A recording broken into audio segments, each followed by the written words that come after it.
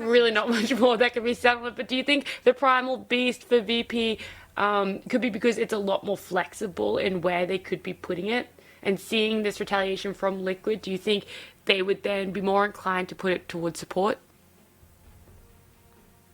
Potentially. VP has played it in 3 different roles. It's mid, off lane, and the +4 support. So you're going with the basics of phase 1 drafting. You know, keep a bit of a flex open. You don't have to lock it in anywhere specific. If you look at a support Primal Beast, I feel like the biggest impact has come from the mid lane Primal Beast, which we've seen various mid players utilize in the last, not just this tournament, but in the last month or so, where they can make a lot happen, get that early BKB timer, and you are pretty much unstoppable. But we did see that this Clockwork did fit in pretty nicely against the Beast, so maybe they want to still ponder their options here. Like, do we decide to put it into the off lane, get ourselves a good side lane matchup for ourselves, because laning efficiency has really been key this tournament.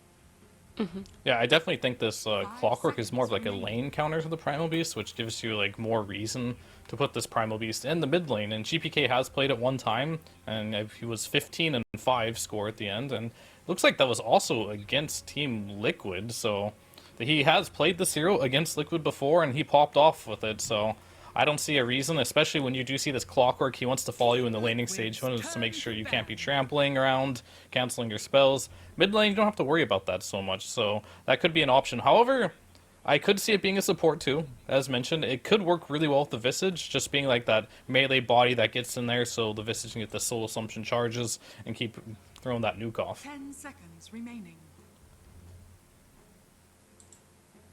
5 seconds remaining. I like the idea of the Visage pick here as well. I mean, they could also move this hero around between mid and off lane. I'm more of a fan of the off lane Visage in terms of how the hero basically works as an aura carrier, a heavy pusher, lots of damage. You can still decide if you want to go for Aghanims. If you're not in the necessarily lead in the game, you're not really pushing your opponent into turtle defense, so you can look for pickoffs with the Aghanims, which is also an option. We haven't seen that too often though, but some games they might have gone for the Aghanims route as well for this. And DM has played it twice, and he's won both games. Those were against Vici and against Liquid in game 3 of that upper bracket. So I guess they're looking for their strengths from the previous series that they played. 10 seconds remaining. Any thoughts for you, Kezu, on how we're going to open this second phase? So I was kind of looking for Liquid, what they're aiming for. It has to be a core hero coming up next. I feel like VP's bans are very spot on. You may see Liquid, take a little bit more time on their opening pick, because this is not that easy. Like, when you open with 2 supports who cannot be a core, really, unless you're playing Clock Core, which I don't see them do here. If the enemy team bans very well, which they did, this pick here is not easy for you to do. I was thinking the Lone Druid could be good because you can go to multiple lanes. You don't have the Shadow Fiend either that you can put in multiple lanes. They've done the same with Pudge, who's also banned out. Because for them, it will be the easiest for them if they can take a core they feel good about, but that also isn't just locked to one specific lane. It looks like, Matu just made some gesture like, what if we pick this? I don't know what they're going to do. And to be fair, sadly, I can't read his lips, because currently I'm having a very hard time figuring out, like, this specific pick that you go for here that just lets you feel very good. I feel like down the line, you want a hero that, again, kind of protects you from the Visage Birds, maybe like a Tidehunter, but it is not the type of hero I think that they can open the next phase with at the moment. I saw a little bit of the tiny Ags in a couple series, kind of destroyed the Visage Bird when you do get to that tree volley. Seemed to lane pretty decently against the Primal Beast. It's not like the most amazing hero I can imagine, but it sounds like it could get the job done. Could, yeah. I mean, we touched upon the topic of Sven a couple of times. Sven is also really good against the Visage, but I do like the idea that they're bringing up the Tiny with that Daedalus build up, Aghanims on top of that, just smashing his way not only for heroes, but also the split push potential is quickly diminished, which is also a strength that VP could possibly utilize, but they're going to go for the Pango instead for Liquid to start things off with. And I've only seen Mickey play Pango in the team so far, but he's also won both games. So there's a lot of 100%ers that we've seen today, and some of them has just fallen flat. So I feel like this is still a pretty decent Pango game by the looks of it. Yeah, against the Visage Birds, you can break through the cloak pretty easily. And against the Primal Beast, you can, if it is the mid lane, you can disengage with the Swashbuckle, you can trade with your W, and Polaris does not go through BKB, so once you start that the roll up there, you can't really deal with it, and he can always be canceling the Pulverize in the fights. So it's pretty good pick here. I think I like it a lot. Yeah, like the Pango, it's a hero that can maybe go to different lanes, though I really feel like offlane Pango is insanely hard to execute. It's just way better mid in most of the games where you play it. So I think here for Virtus.pro, if you can just come up with a pick that Pango mid doesn't feel good against, even if they then counterpick you in that lane, you force them to put it offlane, which can be quite uncomfortable. I still kind of like this Lina coming out from GPK. I don't know if the early pressure from Pango Clock will be enough to dissuade it, but I would really like this type of mid hero that makes the Pango's life harder. Something like a potential Ember or Lina, and then you pair it up with the +5 pick from Hakoda, who doesn't have his Disruptor left, which he has actually played in 5 out of his last 6 games. And they're gonna go with the Skyref, which is actually a hero they've played before quite a bit, and that hero is very scary for Pango. Pango hates to be silenced and nuke down fast. Skyref, he has both of those tools. I'm really keen to see the Sky Rats. These guys pulled it out during 2 or 3 for DPC. I'm pretty sure they even pulled it out a few times in the qualifiers, and it's looked really good. Feels like almost an Eastern European staple at this point for you. Yeah, I think Yamich is the one who plays it quite a bit, so a Tiny coming out as well. So what are they doing, I guess, with their supports? That's the real question, because carry Tiny's kind of dead, right? They're not going to play carry Tiny, so 2 of these have to be They've supports. played Sky 5. 10 seconds remaining. Yeah, they're going to have to do that, right? Yamish is now going to have to be the Tiny, Yeah, Sky yeah. will have to be 5.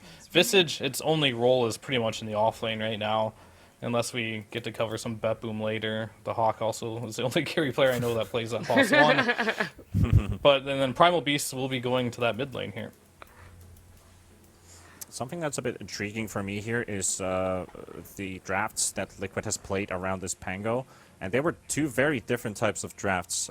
They played it with Shaker Darkseer Jakiro TB. And the TB actually looks pretty spicy considering the Pudge is banned. The other game they played it with the Slark. But they're going to go for Lifestealer, so they're going for a very different route.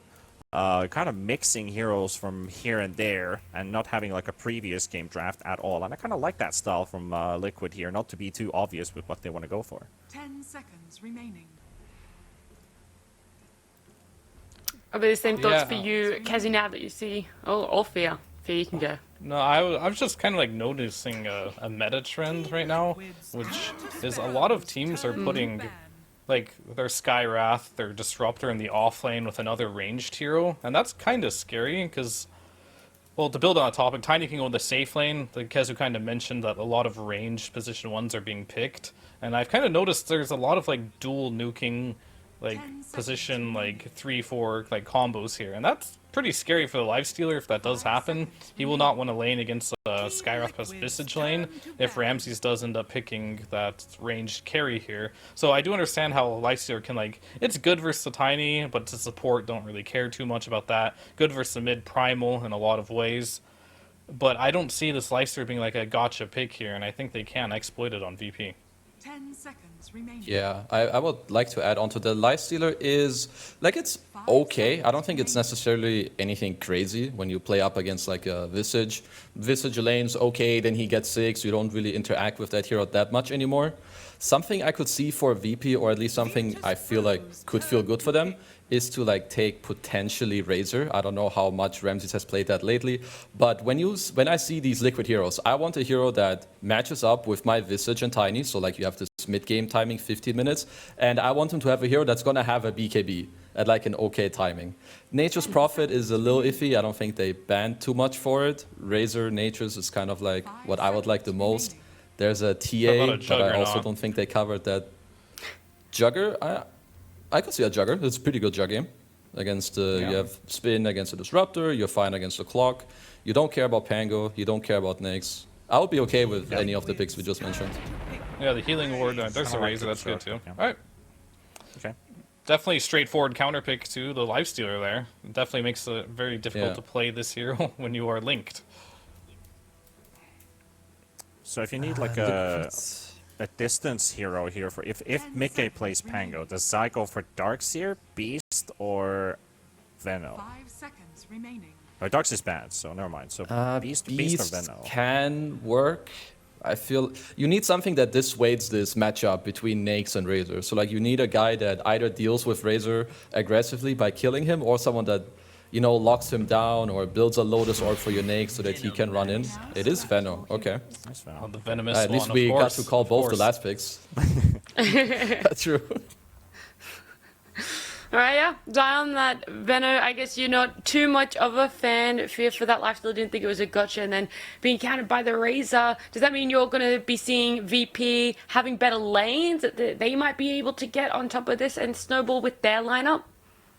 I would really like to see it if they go ahead and put the Tiny with the Razor in the laning stage, try to toss back, you know, the Veno, get some kills there. But more importantly, give the Lifestealer a lane where he just cannot right-click heroes and just keep getting harassed by the Skywrath plus Visage there. I think that would make the laning stage pretty good for VP here. And what is the best case scenario, Kezu, for Liquid? I think for Liquid, best case scenario that they can do is to do well in their lanes because they kind of have to. Their heroes don't scale that well against VP. I'm a little afraid a lot of the times in these drafts where if one team gets like double, triple BKB, the enemy team can't fight anymore. And I feel like that's the case this game. If Virtus.pro have a good early game, they get to their BKBs in an even game, I'm gonna say that VP will take this first game. And final thoughts for you, T-Pan, before we do head in? I want to say Liquid in this one. I'm going to go with Liquid's draft. I feel like if they can just hit their timings and kind of avoid this Visage from getting out of hands, like, of course, there's a lot of counters from VP's side, but I feel like Liquid can manage and weather the storm in this one. Yeah, well, whether it's VP or Liquid, we're going to have to see. It is only game one in this best of three. Whoever wins this series is going to be getting that last slot to TI. So let's jump on in. It's Danog and Aries. Or whether you're a player, streamer, Twitch viewer, or an average Herald gamer, every single person is at the edge of their seat to find out if Virtus.pro will take the final slot at TI11. One team's hopes will be crushed and the other team will be on cloud 9. Danog, we heard the panel what they had to say about game one, but the Oracle himself, what do you think about this game? I think VP got this one. I think they might have gotten a little bit too much baited into going to try and counter out that Primal Beast with the Lifestealer, with all of these sorts of things. And I think they've got the burst to be able to deal with him. And I just got to say, how fitting is it? We play out this entire DPC season to get the top 12 teams to automatically qualify for TI. Both of these guys didn't have too much luck during the regional qualifiers, but 13th and 14th placed on DPC points. VP and Liquid play off in one last series for one last spot at TI. I'm so hyped. I can't wait. We would get into it, but there's a pause. It's all right. You know, we get to brew in the moment a little bit. We get to see the players, you know, giving the good lucks out, the good luck hombre. We see a little bit of issues with some hotkeys as well. It's okay. You know, it's fine. It's just setting us up for a beautiful game one. Of course, this is the rematch as well, isn't it, Danog? This is the rematch between these two teams. We saw Liquid. They were knocked down to the lower bracket previously. Virtus.pro were able to beat them. Sorry, I got to cut you off. Yeah. Look at this all chat, man. That's what we're going to be talking about. You know, how's your day? Oh, it's not going too bad. He's like, well, ask me in 3 hours. And then GPK says, well, it's maybe going to be 2 hours. Let's see if it's going to be a 2-0 or not. But, you know, I really like the way that VP drafted this time around. Where we've seen Liquid look super strong is when they're able to push and be aggressive early on. Just between these two teams in particular, VP, when they win their games, they win it 11.5 minutes slower than Liquid does. Liquid are trying to close it out in the 30 to 35 minute mark. VP, they're happy with 40 to 45. So the fact that they got rid of these heroes like the Shadow Fiend, the Enigma, lots of these very fast pushing ones, Lone Druid was dissuaded away from as well. I think VP are going to be very happy with this. And like as you mentioned, with that Razor pick, there's nowhere else a Lifestealer can go, so they're very happy to have that direct counter there. Yeah, VP are without a doubt happy with the late game, but we have seen some issues with them being able to actually close out games, and I think the most recent one would be that game 1 against Secret earlier today. We've seen some other games in particular, the difficulties with them throwing some leads, so you're exactly right. Liquid on it always like to look to end early, but VP, it's still a big question at the moment. Would they be in this position if some of those leads had gone another way? Yeah, for sure. They're still going to put GPK on the Primal Beast. Like I was saying before, it feels like it has been semi-countered by some of their heroes, right? Early on, you're going to have the Glimpse, you're going to have the Lifestealer, which still does a decent amount of that percentage damage against him. You just get so farmed that it's very effective. GPK trying to put the cheats in just for a little bit of extra gold in the alt chat there. Not going to work out. The other interesting thing is that this is only the second Skywrath Mage pick of the entire tournament. The other team that did it was Infamous against Xtreme Gaming. They lost, unfortunately. So to bring out in this last series of the Last Chance Qualifiers a hero with 0% win rate, it's a ballsy one, but we'll see if it ends up working out. They're actually going to put the 2 ranged up top here as well, DM and Hakoda, and maybe just looking to really emphasize that Ramses has a solid start to this game on the Razor with the toss back on Yamich and be able to secure some of that early gold so that the Lifestealer isn't as much of a threat once the lanes start to dissolve and we get into the mid game. Do we feel like there's either side that, with how the lanes are set up at the moment, are going to be a little bit more favorable to come out on top with a slight advantage here? It just depends on how this first blood goes in my eyes, right? You're going to have a lot of damage being spammed out onto this top side of the map. Disruptor, not really one of those heroes that likes to go into something like the headdress, so you might be able to spam him out, but Insania, he's got the 2 sets of tangos to be able to start with, so he just realizes that he needs to constantly be putting pressure on, preventing DM and Hakoda from putting a lot of pressure onto Matumba Man, because, like I was saying before, Ramses needs a good start. If Matu could stay a little bit ahead of the Razor, maybe the tempo is just going to be a bit too much. Yeah, always concerns with the Lifestealer if you do get shoved out into the jungle. It's a hero that is very self-sufficient, unable to catch up too easily. But we see pretty much every lane at the moment, just abilities being spammed out, trying to edge out that little victory here, trying to get the resources low on the other side. Big thing that I'm looking at is this level 2 at bottom. Yeah, Boxy's doing a really good job, but he's not going to have that freedom to consistently walk on forward, especially with the wave sitting underneath the tower. If he does this once Yamich is level 2, maybe you get that toss back and you're able to get that early kill. They might go now. Yeah, Zai just missed. hit level 2, but they were just off the mark. Not quite yet level 2 just yet. There's a creep that's about to die, and it was actually the range creep, so they might have been able to secure that one if they just waited that little bit longer, but both teams, some of the nerves starting to get to them. Couple of first bloods being missed out on.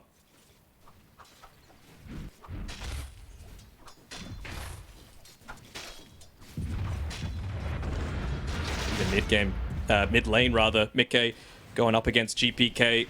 Yeah, Pango, probably one of the better heroes to be able to lane against the Primal Beast. You've got plenty of abilities that allow you to soak up some damage. Once he levels up the Swashbuckle a little bit more, he's going to be able to be not so worried about the trample affecting him. Just be able to create that little bit of a gap. For me, for BP, they're just playing around these BKB timings, right? Then you suddenly don't really care about the kinetic field or the glimpse or the Pango roll. It's really just going to be quite heavily on the back of Boxy to be able to just use something like the cogs, like the hook shot, that don't care about the BKB to allow his team to be able to create that little bit of a gap and kite out those BKBs. So far, it looks like the lane's going pretty well from either side. Vici struggling at the moment on DM. This is a hero that can have some difficulties. I mean, level 1, very, very strong, but with the other levels in the lane, you can feel a little bit awkward here. So 9 last hits for DM. Insania's done a very good job to continue to have the creep near clear of him. Oh, look at this. Look tower. at this. Up top, GPK. He's already making the move. This is what we saw Topson do in T1 nice series. Yeah, and they scan out the movement entirely. He pushed the wave under the tower. They're going to look to position themselves really defensively. Look at the aggressive glyph. But Tumberman's in trouble. A glyph to not help out. GPK, nice attempt. It was a glimpse to try and send him away. But the aggressive one from Virtus.pro, a great maneuver, even though the scan connected from Liquid.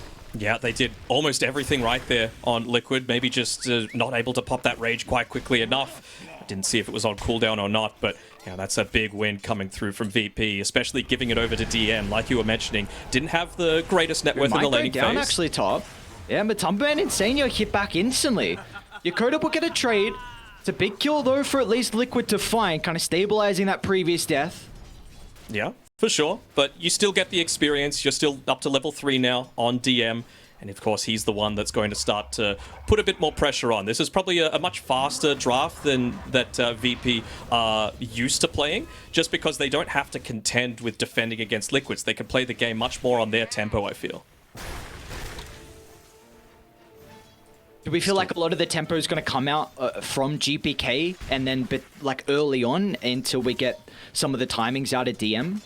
Yeah, absolutely. They also mentioned T-Panda during the panel that VP, they're a very stack-heavy lineup, and, well, the Razor, one of the better heroes at being able to take those. You know, you stack up the jungle, even the Radiant one, you can take multiple stacks at the same time, accelerate your net worth, and look to pick up that early-ish BKB, because, yeah, like you were saying before, GPK, he's the one that's going to be rotating towards the Visage's lane, open up the map by taking some of those towers. I think it's going to come down to Liquid and how they can start to set up some of their wards to be able to scout out GPK. Already seen him try and make one move across the map, and closing on that level 6 is going to further enable that. So they don't have the greatest wards at the moment. Liquid will need to consider shortly as well, and well, even Virtus.pro as well, considering GPK has a bottle. So I think this next power rune, the first one of the game, is going to be a really big moment here in game 1. Yeah, Liquid have already got some of the wards set up for it. The one placed down by Boxy in the bottom lane, securing that one a little bit. Again, it really doesn't matter where DM makes the where GPK makes the rotation to. Top side now, you might. They're going on Ramses. Okay. Gala Box is going to try and step in. They do a pretty decent job to break the static link. Not a whole lot of damage that Ramses been able to soak up. Looks like they're still trying to enter though. Yamich gets the avalanche. Will be okay. His Box is going to push Ramses away. Another Meanwhile, kill. top lane though, DM brings down Matumba, man. Insania is able to keep back, but not getting the core trade onto Visage is really going to continue to hurt the game with the lifestealer. Oh, and look at this. They're talking about those power runes. He's level 6 on GPK, making the rotation up with his ultimate. Ooh, Psycho's down. There's the plasma into the tree throw from Yamich. They're doing Ramses everything might so well. be traced to the tree line. Avalanche going to be able to cover the retreat. Beautifully done from Yamich as Ramses can step out of danger. They spotted out GPK's movement with this sentry ward, just preventing the small camp from being blocked. So Matu's not going to chain feed up here. It was very important that just a simple ward could have potentially changed the outcome of this game. The siege creep is up on the top side. DM's about to hit onto level 6. So GPK, he wants to stay up top, but Mike, wisely enough, he's keeping that mid lane shoved in as much as possible. So, a little bit of information now for Virtus.pro to play with. Boxy tried to TP to the tier 2 tower to try and get the gold, or I should say mainly the experience from Yamich denying. So the fact that Clockwork will not be able to rotate now might enable GPK once again to think about making a play top. The question is, what can Mike do in the meantime? He's actually going to be the one to make the first move. He's got level 7, Rolling Thunder being popped. They want to take out DM. They'll be able to do just that. Mickey can bounce back off the tree. Insania will be able to keep his own life. Not enough damage coming out from the Soul Assumption, so beautifully done. Mickey, a big kill for them to be able to find top lane. Gives a bit of a full free wave here for Matumba Man. It does, but it gives GPK a way to be able to shove the lane in mid as well. So he does that. That was the flag bearer creep as well, just going down. So losing out a little bit on that net worth, essentially doing what Mickey just did to him with pushing the wave in. Radiant tier 1 mid, already sitting at half HP. So, I mean, it's so close. Tiny little changes like that sentry ward, if it wasn't up top to scout out GPK's movement. Sure, Mickey would have been able to get the same amount done in the mid lane, but Matu probably would have died. Would have had to make that walk of shame back, maybe even go back into the jungle, which, as we've been saying, lifestealers really don't want to do. 50-50 goes Mickey's way. Gets a regen. Nothing too crazy. Will help with the farm. A little bit lucky considering GPK had the ultimate advantage. So there was no battle going on though. Matu. You see though these observer wards. He's getting run out a little bit. You've got the familiars available. Coda. The Ancient Seal, yeah, might catch him off guard. Matu's in trouble. Familiar Sunja the second. The damage is not enough. A really nice attempt from Virtus.pro. The Ancient Seal is always going to prove to be an issue here for the lifesteal as the game continues on. His bottom lane. Ramses inside the cogs at the moment. Zaya making sure he plays his distance, not trying to give it an easy static link target. Ramsey's now forced to try and move over to the Clockwork. A beautiful toss under the tower. Box is in trouble. They'll be able to secure the kill. Zai, first ultimate of the game, should bring down Ramsey. Is a TP to base. I don't think he's going to take it out. Ramsey's popped the Fairy Fire. He's got the raindrop as well. Meanwhile, top lane, the action continues as Mickey. Another rotation with the Rolling Thunder. They'll get the kill onto Hakoda. And he's just a little bit short on mana on GPK. You could tell he wants to up the tempo. He wants to create a lot of pressure for this Lifestealer. But some of these movements really haven't been working out, and Liquid are taking advantage of it. Previously, there were multiple lanes going in Virtus.pro's favor. Not so much anymore. And Matu's second in net worth, considering these 2 early deaths that we saw in the lane. So have to be very happy with Liquid. Insania's very close to level 6 as well. So this could give him a free pick off across the map.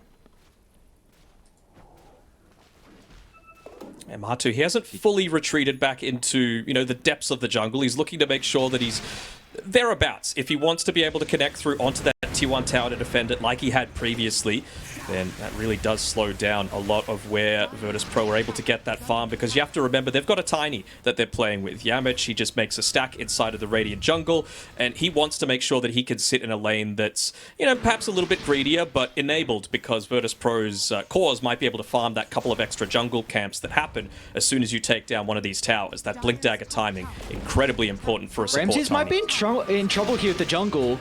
They got 3 points of the glimpse. They're not going to get a whole lot of distance, but with all the heroes from Liquid nearby, and they see Virtus.pro still playing up top, so nice pick off for them to find, but at least Virtus.pro will get their first tier 1 tower of the game. Yeah, and they did that while they were taking that tower. They know that Virtus.pro's main objective is taking that, so they're not going to be in a position to TP back, to be played defensively around Ramses. He was farming in a pretty safe spot, but Liquid just reading the minds of Virtus.pro right now.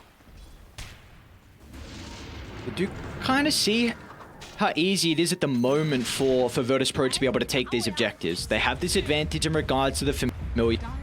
Do we feel like Liquid might have that thought mid lane? GPK? Not going to get too much distance away. Mickey will actually do a U-turn back to Yamich.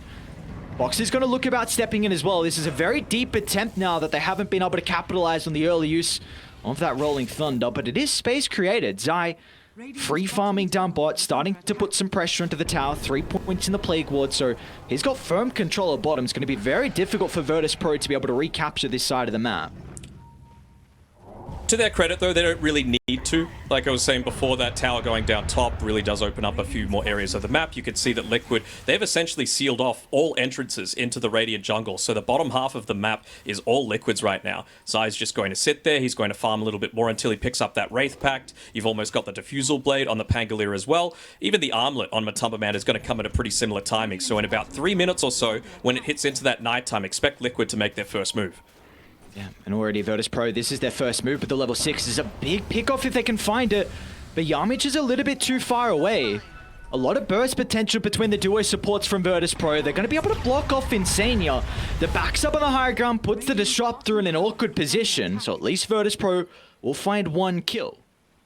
They will, but it's not the one that they were wanting. They want to continue to pressure up Matu. He's been able to still, even being 5th or so on the net worth, he's a little bit ahead of Ramses.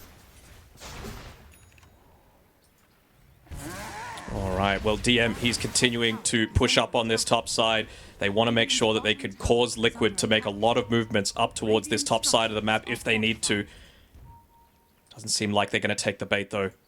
Matu makes the TP. He still wants to be the one sitting around here, and Yamich, he's using this time to be able to be a little bit greedier, take some of that safe, relatively safe farm that they've got, because this doesn't feel kind of like what's happening on the bottom side with Zai, with the Plague Wards.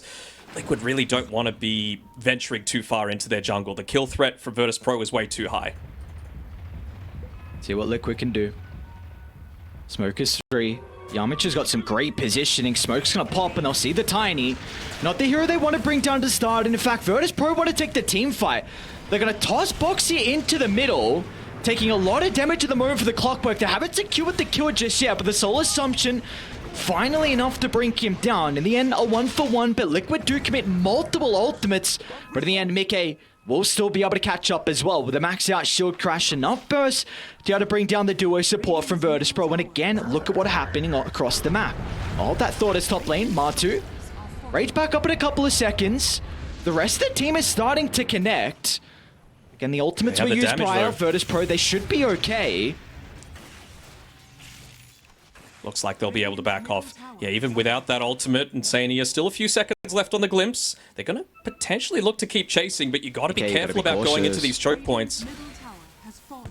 He has the defusal available, but look at this by Zai. He's moved Yep. away from the bottom lane, went into mid, took the tower. Now suddenly the map is a little bit more open for Liquid to play with. That's another power rune secured as well for Mickey. Feels like he's gotten every single power rune, and they're going to look to use it instantly onto Hikoda. And one big advantage that Radiant are playing with at the moment as a whole, again, look at Liquid, they're not done. Yamich looks to enter the lane. He's trying to get a little bit of farm to work towards the Blink Dagger. They see Ramses as well. Zai, if required, might have to drop the ultimate, but Mickey, he's got his own Rolling Thunder to be able to catch back up. Near the high ground to bounce back and forth. It's not even required for the second stun as Liquid go from one kill to the next. They're building up quite the lead here. They are indeed. DM still doing his best to continue the pressure up top, wanting to make sure that he's got eyes on the minimap at all times, preventing any of these gank attempts to connect. But look at this. Insania, Boxy, the support duo. They saw... I don't think they saw the courier path, but they're going to see it on the way back. They'll be able to connect through onto DM. They realize he is the one creating the only tempo this game. Any TP's coming up. Nice scan. Being able to catch out perhaps anyone else that's sticking by. Oh, no! Alright, look at the static storm down at least. A little bit awkward with a hook shot. But there's no way for DM to make it out, so it'll still end up going down nonetheless, even with a little bit of miscommunication. A little bit of extra gold for Insania as well. We've seen how important those disruptors, if they can get into their Aghanim Scepter, it can be. So he's been involved in a fair few kills so far, able to secure that familiar. So looking pretty decent so far for the man. Of course, very important for him to get into the 4-star this game, though, just to be able to get that extra distance away from the Razor, the Mystic Flare, the Primal Beast. Movement is Another key power rune. for Liquid. Holy. Radiant's top tower is under They're trying to bait out Ramses. Look at the support duo on VP this time. They're like, well, you could make a play on one of our cores. We could try and do the same, but Liquid, they don't take it. They realize that, you know, they've been a few too many heroes off the map for too long, so we're just going to sit back, relax, let us play our timing. We've got the diffusal blade. Now we can make They've our got move. the Infest Bomb. They see Ramses. Ancient Nice Seal is going silence. to buy him some time. The Tumperman's going to continue to move on forward. They've got the vision for the glimpse to cancel the TP. And now Ramses, oh, he's going to be caught out. No escape for the Razor. The prize target once again for Liquid as they're going to continue to slow down the game from Virtus.pro. Immediately the line's drawn on the map as well, saying, look, I might have died, but they committed a lot to be able to make that happen. Rolling Thunder coming through, Infest Bomb not available anymore. And would you have a look at this? Look how early he bought the Aghanim Shard as well on the Lifestealer. Open wounds already picked up here. He wants to be able to go man mode against these heroes like the Razor, for example, and still actually do something against a lot of that damage that might be static linked off. I think this is the second time I've seen Matu do this now. I think when we casted their previous series, might have been back in the group stages where he went for the Ag Shard very early on. So interesting to see kind of the development of Lifesteal's item builders. I guess the meta goes on. Yamich, they might dive him. Yeah, Zai with the backstab. This is a big thing, man. The fact that Virtus.pro were getting no kills on their duo support, like this is... Both Tiny and Sky really rely on getting these kills. You are high burst magic damage heroes, and if you can't blow the supports up, if you can't get towards the blink, it's really going to hinder look at some of VP's these game. TPs, though. Yeah, top lane. Boxy gets the hook shot, Mickey with the follow-up as well. Virtus.pro do have multiple members nearby as GPK just assassinates the backline, and DM, he's okay. Protected with the Wraith Pack, the damage mitigation is proving to be an issue for Liquid. Can they finally deal with it? Looks like that's going to be the case, but the Mystic Flare not enabling Virtus.pro to turn it around, so they need to cut their losses as GPK is going to dive out of the area. DM will not have the same capability, however, so in the end, a 2-for-2, Virtus.pro do at least get 2 supports, but it still comes at a cost. Yeah, I think that's actually a pretty big win for Liquid as well. Not just necessarily because of that core and support trade, but Yamich, he thought that fight was going to go on a little bit longer, so he commits his TP onto the tier 1 top. There was, I believe, 2 waves hitting into the tier 2 bottom at the time, and if he went down there instead, he would have been able to spend that time farming up the remaining parts of his Blink Dagger. He might still be able to with this, but you mentioned before that they've got this kill support duo with Yamich as well as Hakoda. That Blink Dagger is a big part of that. I think as the game goes on, it's going to really prove to be an issue with this Wraith pack. We just see how tanky DM is through that little skirmish there. And I mean, he's even got the hood working on the pipe next item as well. So Liquid may have some difficulties with being able to blow up the Visage. And I think this is probably the big timing key now for BP. They've got double BKB, really the first item now completed on Ramses. They do indeed. You still got to wait for Yamich, though. You're not ready. You might have to give up this tower, and they're saying, well, they're not defending this tier 1. They certainly have the capabilities to. There has to be a reason. They're not quite ready to fight. Let's just go straight on to Roche, and I actually quite like this play. Ooh. I'm not sure if they have confirmation prior, but they now know that Ramses has BKB with that rocket flare. And they also know exactly where VP are at the moment. Even though they scan, there will be no contest. So a free first Roche going the way of Liquid. 5,000 net worth lead. Are we going to continue to see them play active across the map? They've got 16 kills, but can they get objectives with this Aegis? I think it's important for them to play active, but they got to play active onto the right heroes, right? You mentioned before that BKB on Ramses makes him a lot more tanky for a lot of these engagements happening, particularly coming through from Zai as well as Mickey.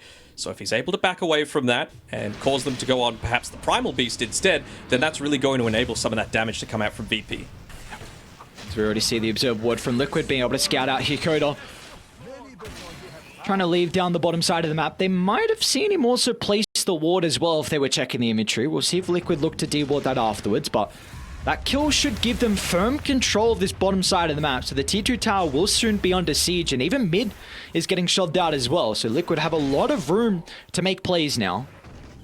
Yeah, while Liquid weren't showing on the map, VP were doing the best that they could to try and get the most that they could out of the map with their farm, but they didn't lose any towers. Even the tier 1 mid still standing. Tier 1 on the bottom side of the map, and Matu, he's closing on his Desolator. So that was probably an area of weakness for them, but this TP. Again, Virtus.pro were going to try and smoke to get up here, but I don't think DM's going to be healthy enough to survive this long. Trying to get the tower, but the familiars will go down. So Virtus.pro, they need to get something out of this smoke. They will see Insania and Zai shortly. Radiant's bottom tower is under He's also not easy to blow up. He's got the Wraith Pact if he can chuck it. Oh, the toss, no, out of the Mystic Flare.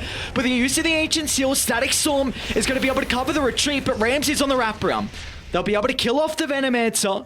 But Virtus.pro, they need to get out. The use of the Poison Oval will not enable them to stick around, as Boxy is actually been able to catch out Ramses. A BKB won't protect him as the Cog's not enabling him to run up the high gun, so he's going to have to go to the left instead. Is here. But a completely wasted BKB, and he'll still end up losing his life.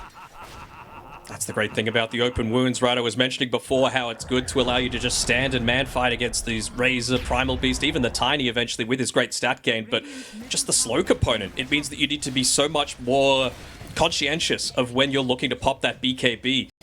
Oh, and the massive Pidus on Ramses as well. He's going to be kicking himself there. Just some slight errors that we usually don't see from this Virtus.pro team. Like that last fight in particular, the toss out of the Mystic Flare. The support duo in particular, Hakoda and Yamich, have always been good. The synergy between them, but something needs to click shortly. This game's starting to get out of hand, and maybe this could be the smoke. And that was their big timing, right? They wanted to have that Blink Dagger with the Mystic Flare combination together as well from the Tiny, and they just didn't accomplish it. Yamich moving forward under the cover of smoke. They've got the Infest. They're going to have a lot of bonus health. Matumbaman's going to pop out. A 1-for-1 to start, but they're in trouble now, Virtus.pro. The Delta split comes through, but DM's going to be glimpsed back into the middle. Matumbaman won't have a stun to be able to cancel the Visage TP, so DM will be able to escape. Meanwhile, back up to the left side, Mickey, a solo use of the Rolling Thunder has been able to isolate Yamich on the Tiny. So Liquid in the end will be able to find two, but they've also caught out GPK. It's got a BKB to work with if required. They're going to drag it back into the Static Storm. There's not much GPK can do to play this one aggressively. It's going to try and trample away but the bashers are there, making sure there will be no opportunity as Matumbaman can close the distance and get the right clicks going. It's just those little bit of things of coordination, right? He pops the BKB and runs away from Ramses that had commit forward with the static link. He wanted to be able to help out his teammate, but you can't do that if you're just going to instantly cause the link to break. Look at that range on the open words. It's kind of nutty.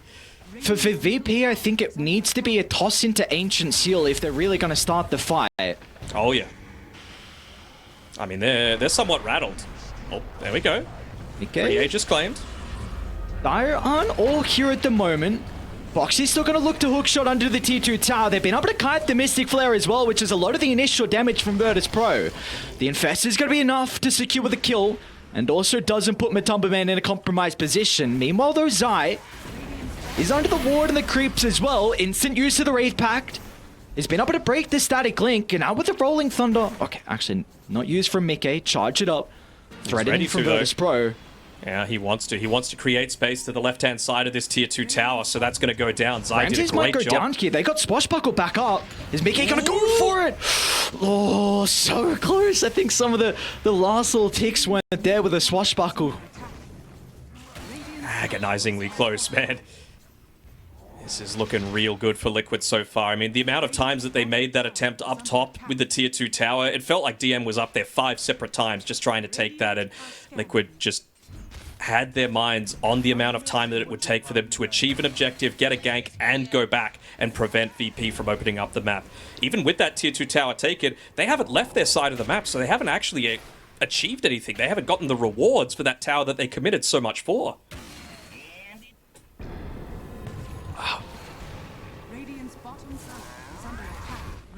It's going to be really scary here for Virtus.pro. Look at the ward they've got at the triangle as well. Maybe this could help out though. Scepter now completed from GPK. Do we feel like there's another item that VP need to maybe turn the tides? Well, I mean, 4-staffs are pretty at a premium for the supports as well, but just with how the game's been going, without being able to secure a lot of those kills early on, it means that it's still going to be quite some time until... Well, Yamich, he's a fair way away, but Hakoda's nearly picked his one up, so maybe if they could go for a smoke, get a pick off before the 4-staffs are needed, and then when Liquid try and go for the counter gank, that's when it can really start to have its impact. Boxy might be right. Okay. So he might be right on the money if he kept going towards the lane. Almost was able to cut off. Instead, he's going to hookshot into the middle. But Tumberman's still got a double damage route to play with. 2 hits to swipe away the life of Yakoda. And now GPK, he's the next on the agenda as well. It might have to be another defensive BKB to get him out. It's like at least the Scepter will be the deterrent here from Liquid. They're going to back up, but their prize will be the tier 2 tower. Yeah, you just cannot fight into that DD. Oh yeah, they see him slowly walk on past. They know that the Primal Beast isn't quite there, so they could go for an aggressive gank attempt and then just have the freedom to back off. Yep, BKB is the objective that they wanted to get out of that, and now they can look to make another move in a few seconds. Just 3 seconds left on that hookshot cooldown. They're just going to check for a power rune. It's an arcane rune. Mickey, he has been on point with being able to secure these with his team. Might even be able to have the luxury of securing tier 3 items, go back with that little bit of an advantage because VP are holed up in their base. They're not going to be able to get that extra little bit of a power spike. I mean, the Clockwork has been a support that has been rising in popularity over the last chance qualifiers. We see it as a big hero for Virtus.pro in particular, and well, this game, Boxy, he's looking to show that he is incredibly strong, the hero as well. We've already seen him play it today, and these hook shots have been on point, and we might see it once again as GPK. A kinetic field? Oh, yeah, no. are. Yeah, you can't charge out of that one, which is a bit unfortunate, so it's just waiting for the hook shot to cancel out the TP. Instantly, Boxy was there, was ready for the attempt. The high fives, well, he won't get any back as Mickey is godlike. He is indeed, and he's even got the basher as well, so even if Boxy wasn't there, they would have had the potential to be able to take out that key target again. And these movements coming through from Liquid, this is TI caliber. This is what, you know, a lot of people in the past have criticized them for, crumbling under the weight of expectation, but they're really coming through for not only themselves, but their region as well. Secret already having qualified, and could we be seeing 2 Western European teams coming through the last chance qualifiers? I mean, both Insania, Boxy, and Mickey, they missed out on TI-10 They do not want to miss out on another TI, and with how Game 1 is looking at the moment, and making sure that is not going to be the case. And Senya is chilling. And all these four staffs, man, the supports are so farmed. Yeah, and look at this as well. Like, this seems like a bit of a... I don't want to call it an all-in play just yet. Normally, you buy the gem when you've got control over the map, maybe when you've got the Aegis as well. But Hakoda, he's gone back and said, look, I know I had enough gold for my 4 stuff. We need to be able to play around the map. I need to make sure that we get some vision back, because right now, we've got nothing. Is the advantage that Liquid have. You're playing with Rocket Flare, you're playing with goddamn Plague Wards. Just nothing they can do. Shoving up pretty easily with Swashbuckle as well. Yeah, and that's a beautiful call. Like, lanes are a very important way to gain vision. You see DM's trying to do that. Bottom with the familiars, Boxy and Matu are going to surround them. So, and just to read, yeah, you're trying to get these lanes in a position where maybe you can set up for a pickoff, but Virtus.pro, the 5-man smoke, they'll get nothing out of it. So maybe they can at least, and they will. They're going to drop an Observe Ward by the Roche. It will be up in 45 seconds.